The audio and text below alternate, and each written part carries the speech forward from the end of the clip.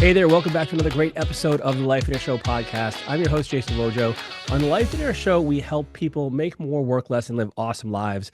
And really, everything we do is with a life-first focus. Even when it comes to business, everything comes down to having a vision and living something really, really unique and special and authentic to you. So I'm really excited for today's episode. I'm going to be speaking with Suzy Kambic, who, Suzy, you're the newest Lifeonaire coach that we have. And so I'm excited for people to get to know you and also hear more about your story. And, you've developed a really, really powerful set of skills that I think our listeners will really benefit from. And so I'd love to dive into that as well. So back me up though, because, all of our coaches, we're Lifeonaire members first, right?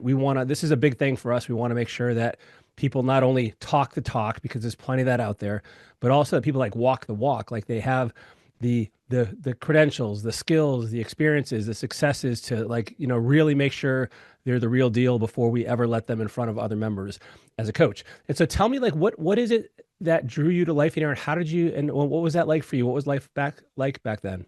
Yeah. So Jason, first of all, thank you so much for having me. I appreciate the opportunity to tell my story here and encourage others to follow their path. So yeah, backing me up to a few years ago. I'll just start by saying I was a single mom to two teenage boys. I was in a deep grief from the death of my mother-in-law and from a very difficult breakup that I had just encountered. I was burnt out from working. I had worked way too many hours over the past 16 years, in some pretty toxic situations. And I was unhappy with my career. My dad's health was failing, and some other family stuff was going on also at the time, and it kind of began dredging up some old childhood stuff that was going on or that had gone on. And um, health wise, I was a mess. I was the heaviest I had ever been in my life. And that led to some health issues that I was experiencing.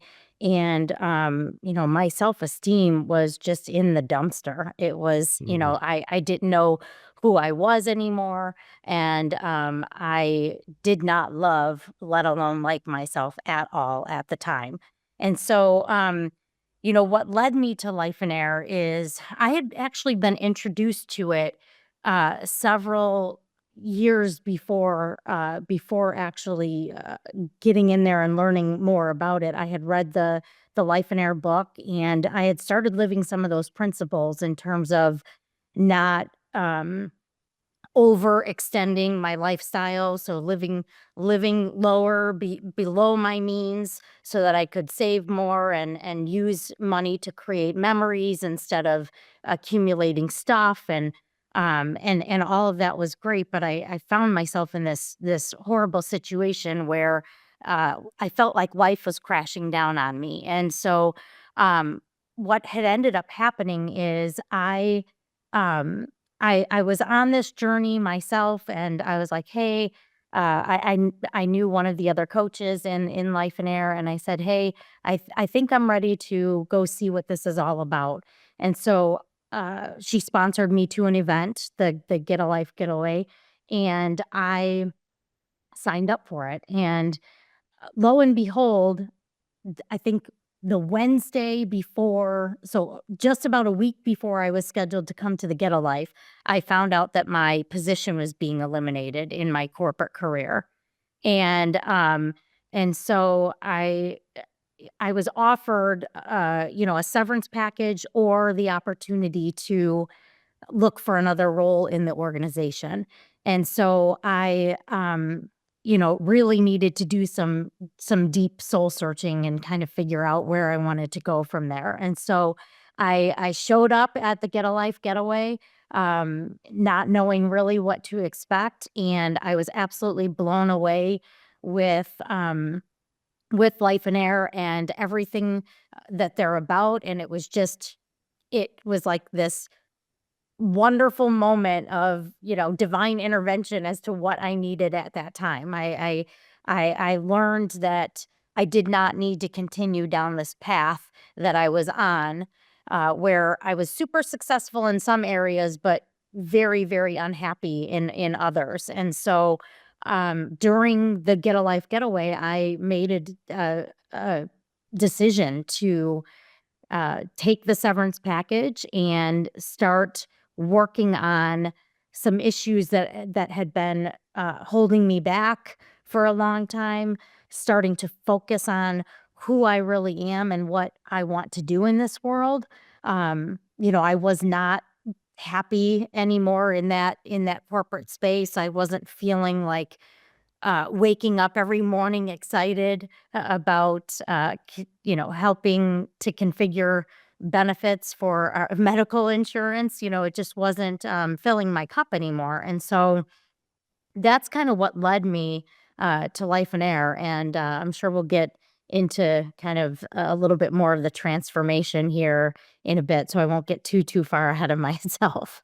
So I'm curious, by the way, like I don't know if I think that rings a bell when you said it about, as far as like the job giving you that. I remember that back at the moment. And like I can imagine, like, first of all, what an amazing kind of like, quote unquote coincidence that you get to go to this event like right after you get this information.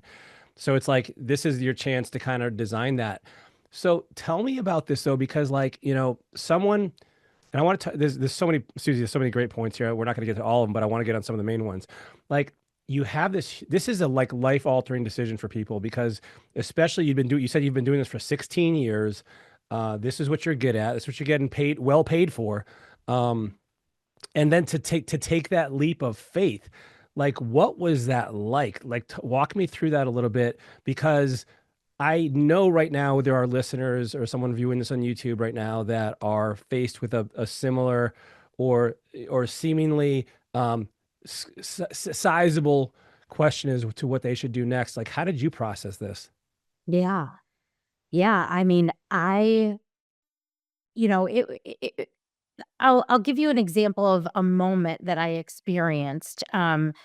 Is as soon as I got back from, I think it was right when I got back from the Get a Life, I needed to sit in on these meetings at work where I was on the call, but I was witnessing them roll out this new restructure without my name anywhere, right? And so, it was horrendous to say the least. It was soul wrenching. It was, I felt awful about things. And I during that moment when I'm sitting there, I got a call from my dad, and, I'm sitting there in this like one of the most devastating moments of my life.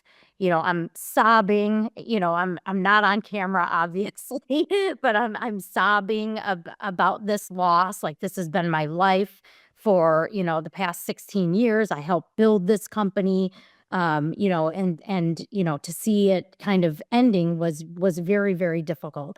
And my dad called, and I answered it, and, it was or actually, it wasn't my dad that called, it was the the, the owner of the operator of the independent living facility that he was living in, and he was calling to let me know that my dad um, had an altercation with somebody else there. And, I won't get into all the details, but what came crashing down in that moment was that, um I here I was in a moment where I should have been really only focused on myself and what I needed to do for, to take care of myself and my kids for the rest of my life, right? And yet here I am answering the phone and having to deal with an issue with my dad. And so in that moment, I realized that I had lived the last 47 years or whatever it was at the time as a people pleaser, and I was living my life for other people. And so I knew that I absolutely needed to change, and this was just not not going to cut it anymore for my own sanity and all of that. And so to say that I was scared, though, to take this leap would be a massive understatement. I had not yet gone through any sort of risk taking in my life. I'm a very, like, this is my box. I'm good here. I'm very steady. I do whatever I need to do for other people, but it was time. I knew, like, I have known for years that there was something bigger for me that I was meant to do. And it was just my time. I had to figure out what that was. And so, yeah, I mean, but very, very scary. Not not an easy decision to make, and very scary, but I knew that I was in good hands because I had invested in myself, in Lifeonaire and getting into coaching, a coaching program. I had been Thankfully, I had been introduced to coaching in my corporate career. I had met with a couple of different coaches. One was specifically for this project management and software development type of deal, and then the other was true executive coaching. And so, but what I learned through that is that they coached the whole person, which was like which is so, so important. Like, we can be doing our career, we can be handling our family, we can be doing all the things that we need to do. But if we're not taking care of ourselves at our core, we're losing out. And so I'm probably jumping a little bit ahead of myself again here, but I guess the direct answer to your question is it was super scary, but it was one of those things where it was like, it's time. I need to do this for myself. And I felt secure that I had the right people around me to help me in that journey, and that was and is Lifeonaire. I still, though I'm a coach now for Lifeonaire, I am still a member of Lifeonaire as well, and I have some big goals and some big dreams and some really good life that I want to live. I only have one, and I intend to make it the best, and so I work with my coaches day in and day out to make sure that I'm doing that. Dude, I love that so much. So would you say that, like, so just to kind of circle back and on something you said, like, when you started off, you mentioned how, like, it looked like, or it sounded like, the way you're explaining it, like there was multiple things all kind of piling up on you at once, and both internally and externally, like the everything with loved ones, with your job, with your health, like all these things like spiraling. How does somebody kind of pull themselves out of that? Because I see sometimes they just, like, I see people just, tailspin, and just they can't recover, and other people like yourself, like, find a way to kind of to stop the cycle, and then improve themselves. Like, do you have any Yep. advice for people that might be feeling that way themselves? Yes, absolutely. The first thing that I needed to do was learn how to calm my nervous system.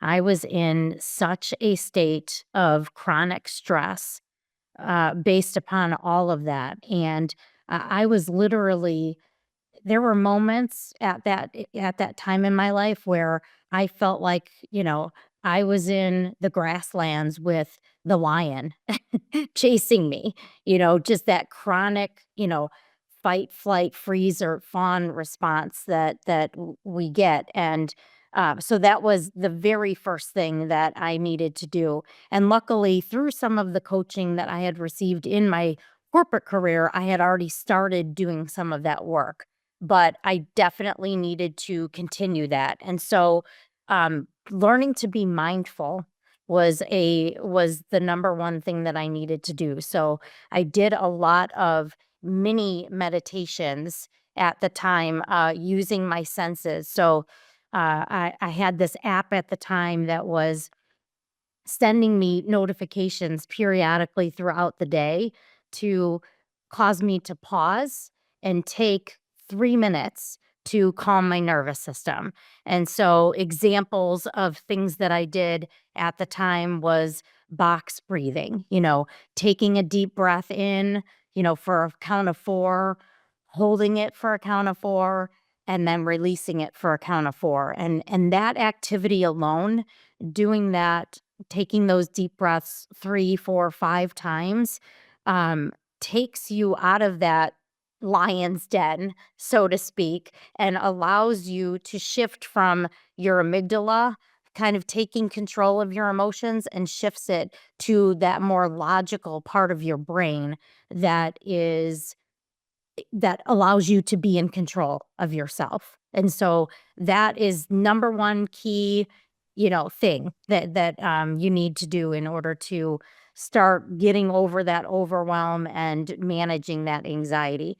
There's tons of other examples of things. I mentioned mini meditations with your senses, really focusing your sight on something in particular. Like, for example, if I were to use these leaves behind me, I would take a look at them and I would notice their color, the different shades of the color in these leaves, the shadows, that light. You can see that it's brighter here and then, darker here.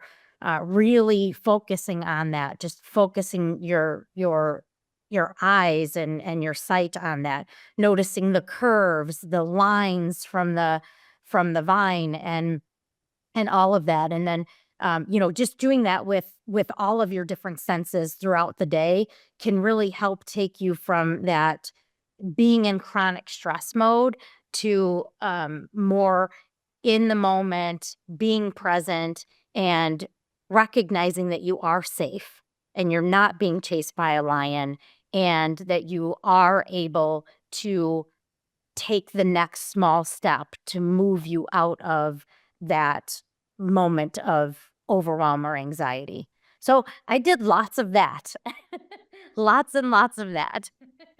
And then obviously, surrounding myself with a community of people that are working on personal growth as well. I would just say the next big thing is I needed to focus on healing those childhood wounds that I had, and learning how to overcome people pleasing and uh, prioritizing myself. And so I did a whole lot of work, workbooks, and learning about myself through that. And yeah, those were the two. I mean, I can go on and on. There's so many different things, but I would say that that's a really good place to start. Control, getting control of your stress and overwhelm and anxiety, and then start the process of healing the things that are no longer serving you. And if I'm understanding correctly too, this is an area of coaching that you've particularly chosen to dive in and help people with too. Is that correct?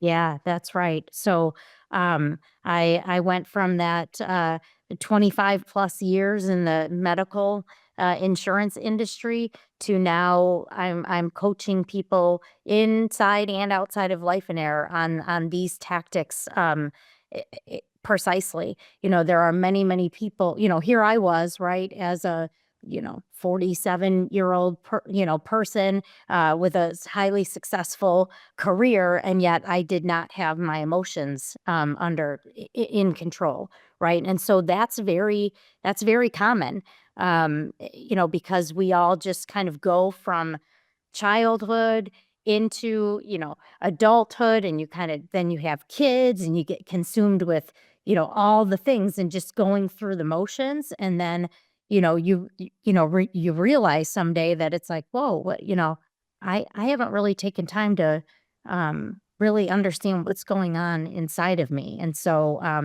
yeah, I'm very, very passionate about helping people with their mindset, their emotional intelligence, that emotional control, resiliency, and overcoming anxiety, because it's an epidemic right now. Our world has a lot of stress and anxiety all around us, and I can see what the other side brings, and I want to help others out with that as well. I think I mean I agree with you. It seems like, more people are more stressed than ever. Anxiety feels like it's just everywhere, and there's so much turmoil in the world. There's so many things that are changing so rapidly from everything. I mean, you look at everything from global politics to AI to inflation to, I mean, we could just go on and on and on forever, right? Like it's just, and all these Correct. things are frankly probably not ever going to stop, really.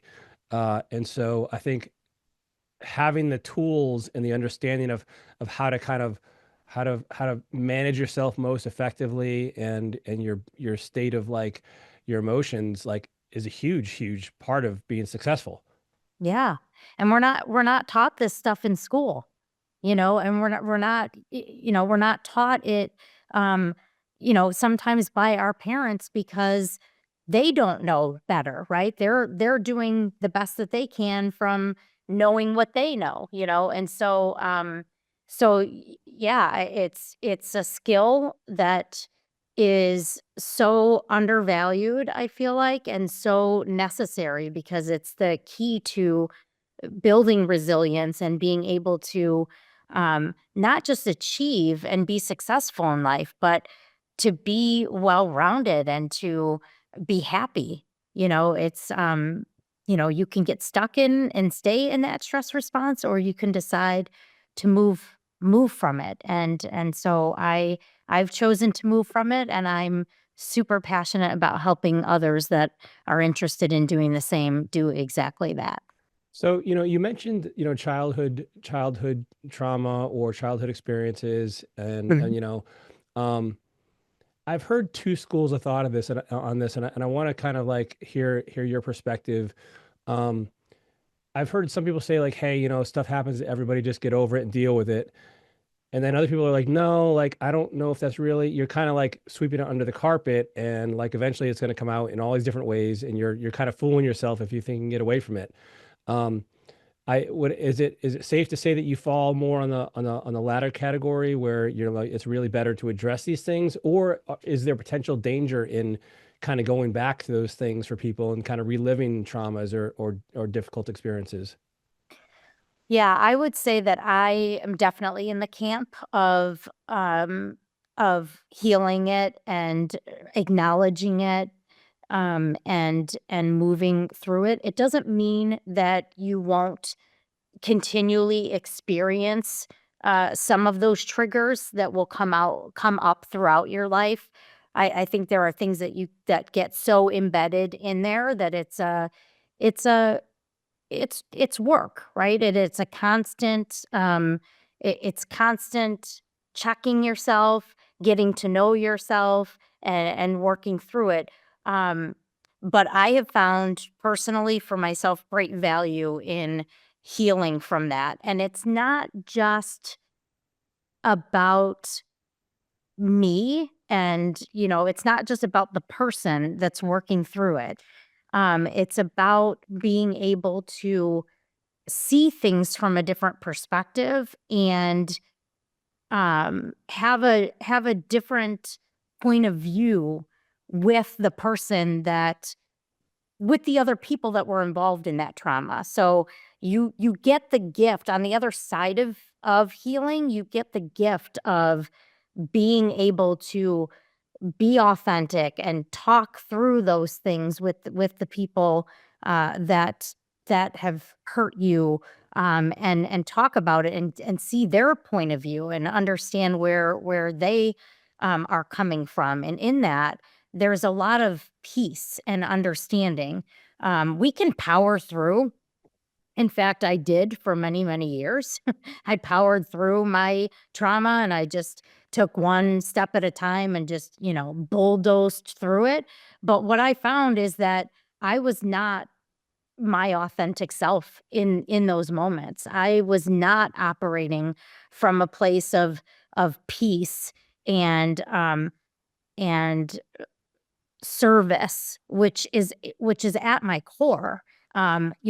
bulldozing through it meant I needed to have a wall up, and I needed to just grit and bear it, or grin and bear it, and just push through it. And that did not make me feel fulfilled as a person as well. And so I, on the other hand, I do have tenacity, like some of that childhood trauma I feel like was beneficial in terms of creating this drive in me and this desire to do better. And so it can also be a tool for you in those moments. I can certainly resonate with the David Goggins style, and listened to one of his audiobooks, and I was like, yeah. And then I can get behind,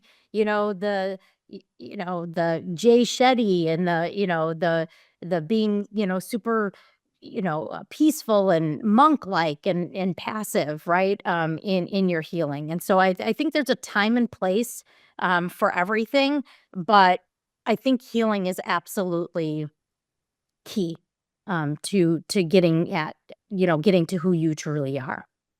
So I can absolutely see the value. And, it sounds like almost in a way, revisit, and correct me if I misspeak, but like, maybe revisiting some of those traumas, understanding them from a different perspective, maybe taking a different angle of what it was like, or what that person who hurt you was thinking, or what they were feeling, or what they were capable, who knows, and people, this has been said before, like people, make the best decisions they can with the available information or the available choices they believe they have. And so refocusing that, but also like not only just what I'm hearing is not just healing, but actually maybe even using this to make yourself better, like than you would have been without those things.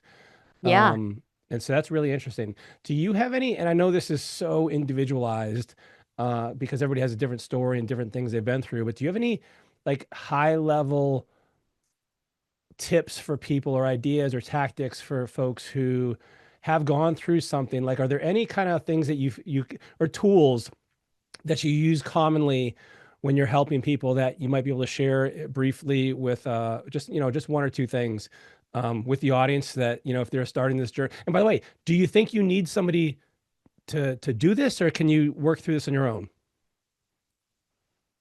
You know, I You can certainly work through things on your own.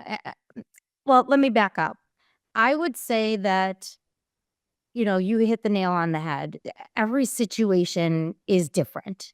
Um, if you have, depending on the level of trauma that you've experienced, or depending on what has happened in your past, I I highly encourage professional help, coaches, therapists, whatever the case may be, right? I think that you there's a depending on the level of trauma and the level, some of this is very, very difficult to explore on your own. Without the right help, you could end up causing yourself bigger challenges and deeper levels of depression or anxiety. And so I do believe very strongly in one of my taglines is people need people. And I feel very, very strongly about that. We can go at anything alone, but you may even be able to do it faster. There's that old African proverb, if you want to go fast, go alone. If you want to go farther, go together, or something. I'm probably butchering it, but it's something to that extent. And that really resonates with me, because you can go somewhere fast if you do it on your own, potentially. Um, but you can also miss a lot of things along the way. Um, it can also take a really long time to go at it alone, because you're peeling an onion, one, one segment at a time, right? And you don't even know what's underneath the next thing. And the benefit of doing it with someone else is that they've experienced things and they know things that you have not yet uncovered. And so they are able to help you get there faster and take you farther. And so I I I've I did not go at it alone. For many, many years before I even joined Lifeonaire, I went to therapy for many years, and I've surrounded myself with a good support system to help me through it. And so it's like people ask me like, oh, can I live my vision without life in it? I'm like, of course you can. Like, I absolutely believe you can do this on your own, but why not have someone help you who has experience, who's been through it, who's done this a bazillion times, who can ask you the questions and point you in the right direction that otherwise you may spend a whole lot of time, floundering, trying to figure this out. Like, and so I agree with you on that. Yeah, Um, I see it all the time in my coaching. mm, Um, people have a clear direction of where they want to go with their vision, but the act of getting there is not an easy act, right? There's a, you know, you kind of ebb and flow, your mindset, and all of those things. And so having a support system to encourage you and to help, challenge you when needed to move forward is super helpful and something that, I feel like was a big investment in myself when I decided to join, but has been the key to my success in this journey as I well. love that. Well, and Susie, we are blessed to have you as a coach. I know you're the newest coach, but certainly not lacking in any experience or life experiences or experience in helping others. And so I'm really excited for people to really get to work with you and see your expertise. And I love your heart, love what you're helping people with. And so yeah, I'm really excited. And I also want to just really thank you for being on the Lifeonaire show. And I want, our audience, I believe we'll be seeing more of you here as we kind of like continue along this journey, and we unpack more and more of these things that people can benefit from. Yeah. Thank you so much, Jason. I really appreciate it. Well, listen, if you guys like this episode, please give us a thumbs up, give us a review, share this with somebody who needs to hear this. Share this with somebody who you see that is struggling with anxiety, or who feels like they have a big change in life that's ahead of them and they need to have some clarity, or they have something that they're struggling with that this episode could help them with. And by the way, if you want to get more of Suzy, you can join our Facebook group. It's a private group. Suzy posts in there as well as do our other coaches. And it's not by the way, it's not one-on-one coaching in the Facebook group, but you're more than welcome to ask questions and provide others support as well. Because like, listen, all of us are going through this life thing together, and all of us have different stories, different goals, different visions. But together, I want to just echo what Suzy said, is like, having the right people in your corner can make such a difference for you. Thanks for tuning in to the Lifeonaire Show, everyone. We'll see you next week.